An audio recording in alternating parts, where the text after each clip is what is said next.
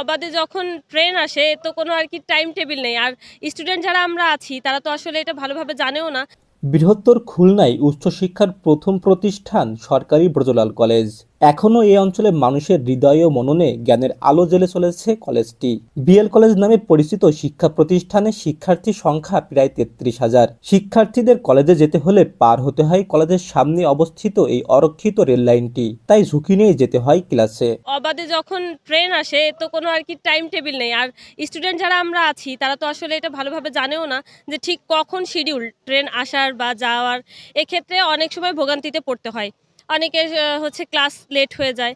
আসলে সরকারি ব্রজলাল কলেজ একটি ঐতিহ্যবাহী শিক্ষা প্রতিষ্ঠান। এখানে হাজার হাজার শিক্ষার্থী পড়াশুনো করে, কিন্তু আমরা দেখতে পাচ্ছেন যে এখানে যে একটা রেল লাইন, হাজার হাজার শিক্ষার্থী এখান থেকে পার হয়, কিন্তু কোনো নিরাপত্তা, কোনো বেষ্টনী নেই।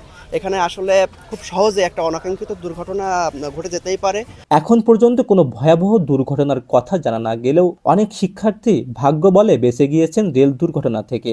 মাঝে 1-1.5 বছর আগের ঘটনা। আমি একদিন হঠাৎ করে ক্লাস শেষ আছে, দ্রুত যাচ্ছি, কিন্তু ট্রেনটা হঠাৎ চলে আসছে, আমি খেয়াল করি নাই।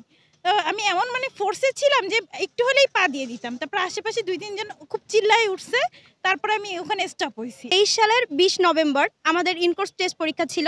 শেষ করার পর আমি খবর পাই যে আমার সেতু চাচা সে মারা গেছে। আমি হঠাৎই খবর পাই এবং আমি খুব দ্রুতই চলে আসতেছিলাম। আমি খেয়ালই করিনি যে ট্রেন আসতেছে।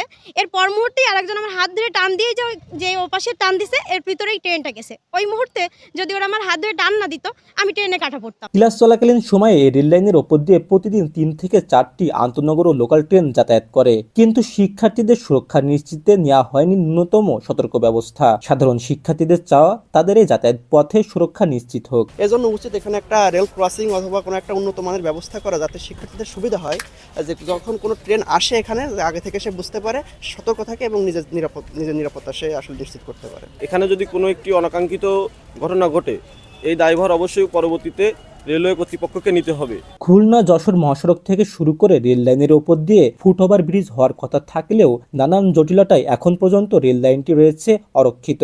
শিক্ষার্থীদের প্রবল দাবি ছাড়া রেল লাইনে কোনো ব্যবস্থা নেওয়া এই মুহূর্তে সম্ভব না বলে জানান কলেজ প্রশাসন। কলেজে প্রবেশের সময় রেল লাইন পার হয়ে আসতে হয়, সেইখানে অনাকাঙ্ক্ষিত দুর্ঘটনা ঘটতে পারে বলে যাতে এই ধরনের ঘটনা না ঘটে তার জন্য মূল রোড থেকে কলেজ পর্যন্ত ফ্লাই ওভার নির্মাণ করা যায় কি না এ ব্যাপারে উদ্যোগ নেওয়া হয়েছিল। ভিড় করে থাকার কারণে এই বিষয়টা নিয়ে কেউ এখনও আসেনি, ফলে এই ব্যাপারে নজর দেওয়া হয়নি। তা যদি প্রবল দাবি উত্থাপন হয়, আমরা কলেজের পক্ষ থেকে আইনগত পন্থায় যা করা দরকার আমরা তা করব। Shafayet Hossain Shaon, voice of tiger.